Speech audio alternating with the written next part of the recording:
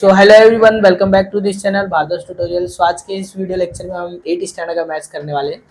Practice set 15.2 solve करेंगे area chapter का। ये वीडियो लेक्चर सेकंड है। वीडियो लेक्चर फर्स्ट में हमने प्रैक्टिस सेट 15.1 किया था और उसके फॉर्मूलेज किए थे। अब 15.2 सॉल्व करने के लिए कौन सा फॉर्मूला अप्लाई करना है? इसमें एरिया ऑफ रोम्बस अप्लाई करना है। एरिया ऑफ रोम्बस का फॉर्मूला अप्लाई होगा। रोम्बस क्या होता है? एक ऐसा क्वाड्रिलेटरल जिसका ऑल साइड इक्वल हो।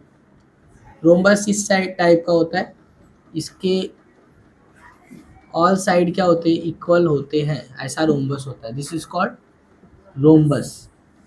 ठीक है, तो रोम्बस का एरिया निकालना है तो इसके लिए ऐसा होता है, area of rhombus equal to half into diagonal. इसके जो डायगनल होंगे, लेट सपोज रोम्बस का नाम लिया ए बी सी डी। ठीक है, इसके जो डायगनल है, डायगनल ए सी, इसको मैं मान लेता हूँ D1, इसको मानता हूँ मैं D1। ये डायगनल D1 है और ये डायगनल D2 है। ठीक है, ये शॉर्ट फॉर्म है D2। ये इजी होगा लर्निंग के लिए। तो area of rhombus is equal to half into product of diagonal. Product of diagonal मतलब D1 इंटू D2। ठीक है, ये फॉर्मूला लर्न करके रखना है। अब कैसे अप्लाई करना है, देखो क्वेश्चन नंबर 1 में जिसमें दिया है length of diagonals is given D1, एक डायगनल का वैल्यू दिया है 15 सेंटीमीटर और दूसरे का कितना दिया है 24 सेंटीमीटर। एरिया फाइंड करना है तो क्या करोगे? फॉर्मूला अप्लाई करोगे। Area of rhombus is equal to 1/2 into D1 into D2। तो 1/2 किया, D1 की वैल्यू कितना दिया है 15 एंड D2 का वैल्यू कितना दिया है 24। अब यहाँ पे क्या करना है? कैंसिल आउट करना है। 2 1 जा 2 और यहाँ पे 2 1 जा 2, 2 2 जा 4। आया क्या? यहाँ पे बचा है 15 इंटू 12। अब यहाँ पे क्या करो? 12 का मल्टीप्लाई 15 से कर दो या फिर 15 का मल्टीप्लाई 12 से कर दो। 15 2 जा 30। ध्यान देना कैसे मैं 2 डिजिट का मल्टीप्लाई कर रहा हूँ। 15 2 जा 30, 0 3 कैरी, 15 1 जा 15, 15 3 18, 180 180 स्क्वायर सेंटीमीटर एरिया है। तो ऐसा करके हम लोग अभी क्वेश्चन नंबर 2 करते हैं। Question number 2, okay, question number 2 करते हैं। सेम ऐसे ही है बट पॉइंट में दिया है। इसमें डायगनल 1 दिया है 16.5 सेंटीमीटर एंड डायगनल 2 दिया है 14.2 सेंटीमीटर। फाइंड एरिया, तो सेम फॉर्मूला अप्लाई करोगे। Area of rhombus is equal to 1/2 D1 into D2। तो 1/2 D1 की वैल्यू कितना है 16.5 एंड D2 की वैल्यू 14.2 सेंटीमीटर। ठीक है, अब कैंसिल आउट करना है। इसमें कैसे कैंसिल आउट करना है? कैंसिल आउट करने नहीं आता तो प्रॉब्लम होगा, तो मल्टीप्लाई लॉन्ग करना पड़ेगा, डिवाइड करना पड़ेगा। इससे अच्छा यहाँ पे देखो लास्ट में 2 है ना, तो 2 से कैंसिल होगा। ऐसा 2 1 जा 2, इसको कट करो, 2 7 जा 14। अब इसके बाद पॉइंट है ना, तो पॉइंट लगाना और 2 1 जा 2, 7.1 आया। यहाँ पे क्या है 16.5 और 7.1, इसको मल्टीप्लाई करो, आंसर आ जाएगा। तो मल्टीप्लाई करेंगे पहले रफ में मल्टीप्लाई कर लो। 16.5 इंटू 7.1, इसको मल्टीप्लाई करेंगे। एज इट पॉइंट है तो कोई दिक्कत नहीं है, सेम जैसे हम सिंपल मल्टीप्लाई करते हैं वैसे ही मल्टीप्लाई करेंगे। 1 5 जा 5, 1 6 जा 6, 1 1 जा 1 क्रॉस, 7 5 जा 35, 3 कैरी, 7 6 जा 42, 42 और 3 45, 4 कैरी, 7 1 जा 7, 7 5 4 11। इनको ऐड कर दो, 5 11 6 5 11 और यहाँ पे 6 1 7 1 1। पॉइंट कितने डिजिट पे 1 2 2 डिजिट पे कितना आया 117.15। अब सेंटीमीटर है तो स्क्वायर सेंटीमीटर। अब क्वेश्चन नंबर 2 ऐसे हो गया। ठीक है, अब क्वेश्चन नंबर 3 करते हैं। ओके, सो क्वेश्चन नंबर 3 करते हैं। अब क्वेश्चन नंबर जो 3 है वो इम्पोर्टेंट क्वेश्चन है। क्वेश्चन 3 एंड 4 ये थोड़े बड़े सम्स है, ये 3 एंड 4 मार्क्स के लिए एग्जाम में आते हैं। तो इसको कैसे करना है, क्या दिया है, मैं क्वेश्चन पहले रीड करता हूँ। क्वेश्चन दिया क्या है? If perimeter of a rhombus is 100 centimetre and the length of one diagonal is 48 centimetre, what is the area of the quadrilateral. दिया क्या है? Perimeter of rhombus 100 centimetre and length of one diagonal 48 centimetre. Find the area of quadrilateral. इसका area find करना है। तो area find करने के लिए अभी क्या अपने को रोम्बस ड्रॉ करना पड़ेगा। तो ये रोम्बस एक सिंपल सा ड्रॉ करो, ऐसा एक डायग्राम खुद से अपने से ड्रॉ करोगे ऐसा रोम्बस, ठीक है, लेट करके ये रोम्बस ड्रॉ कर लिया। अब यहाँ पे नेमिंग कर लेना, नेमिंग कर लो ए बी सी डी, ठीक है। अब यहाँ पे डायगोनल्स लेना है, तो यहाँ पे एक डायगोनल दिया है, वन डायगोनल इज गिवन, एक डायगोनल दिया है 48। तो यहाँ पे लेट सपोज तुम एक डायगोनल जो है इसका लेंथ ले लो, ए लेंथ ले लिया, इसको ए बी डी ले लो, बी डी कितना दिया है 48 सेंटीमीटर दिया है, ठीक है। दूसरा डायगोनल ए सी, अब ए सी नहीं पता अपने को, ए सी निकालना है। तो अभी हमने पढ़ा है कि एरिया निकालने के लिए क्या चाहिए, डायगोनल के दोनों लेंथ चाहिए रहते हैं, डायगोनल के दो लेंथ चाहिए, तो एक ही लेंथ दिया है, दूसरा पेरीमीटर का यूज करके निकालेंगे, ठीक है।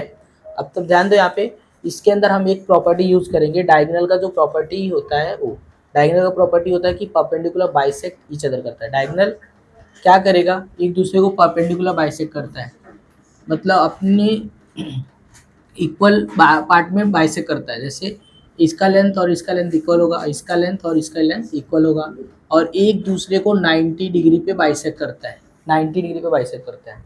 तो यहाँ पे एक ले लेंगे हम ओ।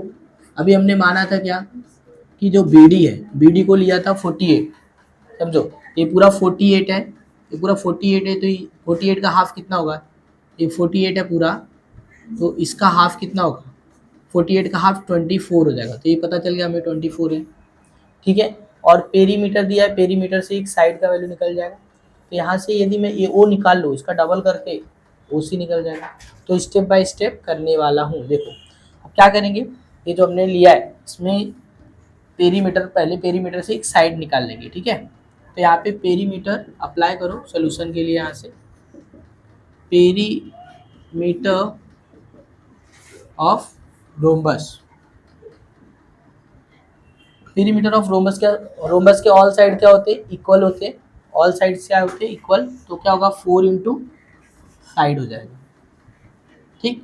और रोम्बस का पेरीमीटर कितना दिया है 100 दिया है, ठीक, और 4 इंटू साइड। अब यहाँ पे ध्यान देना, ये 4 को इस साइड ला के डिवाइड करो, 100 divided by 4 is equal to side, ठीक है। अब यहाँ पे 100 को 4 से डिवाइड करोगे तो कितना आएगा 25 आएगा, यस। तो यहाँ पे क्या साइड जो आया, साइड इक्वल टू 25 सेंटीमीटर आया, सेंटीमीटर है। तो एक साइड, अब इसमें मुझे क्या चाहिए, ए बी चाहिए ना, तो ए बी में मानूंगा क्या 25 सेंटीमीटर, यहाँ पे लिख लूँगा therefore A B equal to 25 centimetre, okay. अब मुझे देखो दो चीज़ मिल गया, एक 24 है, अब इसको भी बताना पड़ेगा कि कैसे आया 24, ठीक है, और ये 25। तो यहाँ पे ये आ गया अपना ए बी 25 सेंटीमीटर। अब यहाँ पे लिखना लेंथ ऑफ क्या, यहाँ पे B O, B O equal to half of B D, ये लिखना पड़ेगा और रीजन में डालना पड़ेगा ब्रैकेट में diagonal of rhombus bisect each other, एक दूसरे को बाइसेक्ट करता है, बाइसेक्ट मतलब इक्वल हाफ में डिवाइड करता है, इसलिए ऐसा है। तो यहाँ पे बी ओ का लेंथ क्या होगा, हाफ ऑफ बी डी कितना है 48 है, 48 का हाफ कितना होगा 24, ठीक है, यहाँ पे थोड़ा छोटा लिखा 24। अब देखो बी ओ का लेंथ कितना आया 24 सेंटीमीटर आ गया, ठीक, और ये ए बी कितना है 25 आया। अब यहाँ पे हम लोग सॉल्व करेंगे, देखो अब यहाँ पे एक ट्रायंगल कंसीडर करेंगे, in triangle A O B में जो एंगल ए ओ बी होगा वो क्या होगा 90 डिग्री होगा, ठीक है। जो ट्रायंगल ए ओ बी है उसमें ये एंगल 90 डिग्री हुआ, उसका रीजन बताना पड़ेगा, ऐसा angle A O B equal to 90 degree, reason क्योंकि डायगोनल ऑफ रोम्बस बाइसेक्ट तो करता है, इसके साथ परपेंडिकुलर होता है एक दूसरे के, since diagonal diagonal of diagonals of rhombus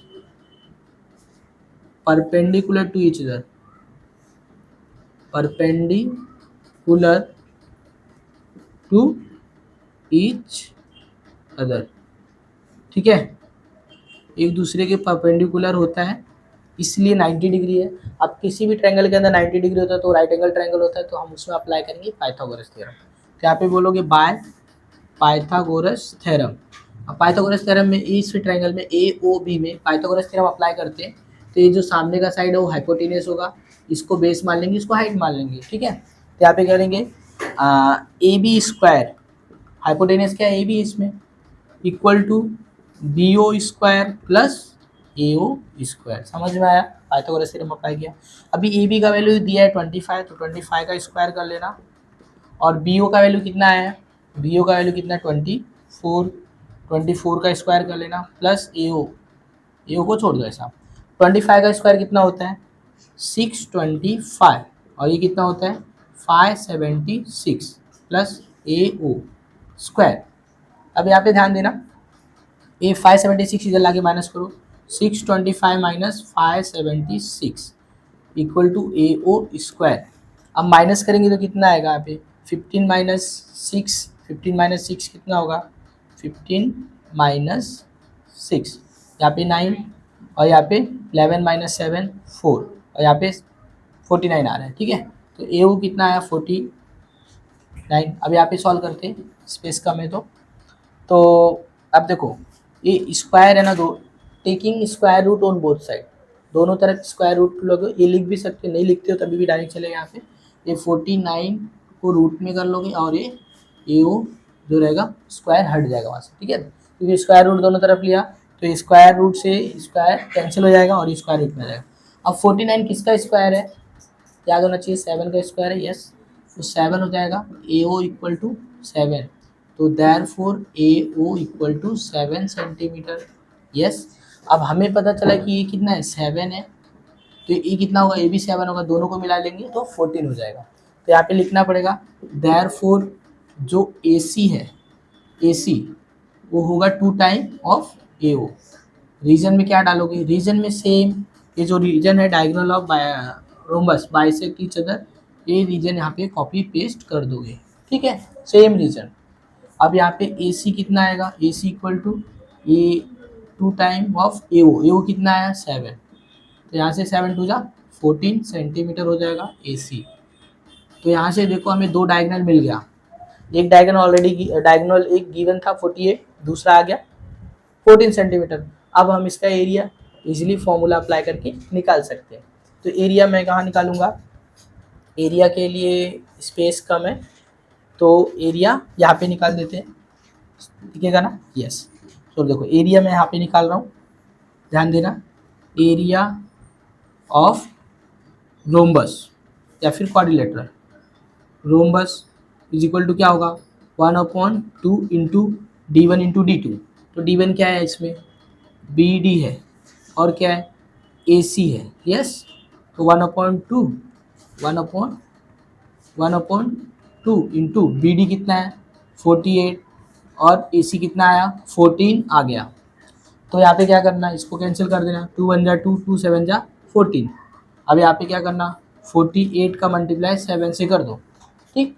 अब 48 का मल्टीप्लाई 7 से करोगे आंसर आएगा, तो 7 8 जा 56, 5 कैरी 7 4 जा 28, 28 और 5 कितना होगा 33, 336 सेंटीमीटर स्क्वायर या फिर square centimetre, this is the answer. So ऐसे करके हम ये सम कर सकते हैं, ठीक है। तो वीडियो पसंद आ रहा है तो लाइक करो, ठीक है, और आगे का सम नेक्स्ट लेक्चर में करेंगे, ओके, थैंक यू।